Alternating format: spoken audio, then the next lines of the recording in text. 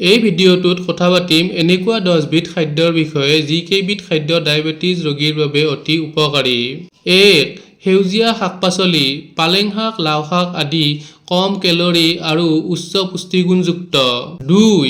Broccoli আৰু ফুলকবি, লো কাৰ্বহাইড্ৰেট, উচ্চ ফাইবাৰ আৰু এন্টিঅক্সিডেণ্টযুক্ত। 3.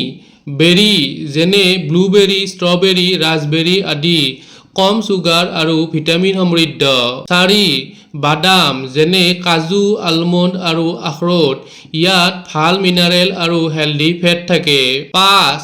চিয়া আৰু ফ্লেক্সিড, ফাইবাৰ আৰু ওমেগা 3 ফেটি এচিড সমৃদ্ধ। 6. ওটছ মিল, লাহে লাহে হজম হয় আৰু চুগাৰ লেভেল বাঢ়িব নোৱাৰাকৈ ৰাখে। 7. ডাল যেনে মচুৰ, মাটি আৰু অৰহি আদি, এইবোৰ প্ৰটিন আৰু ফাইবাৰ সমৃদ্ধ। 8.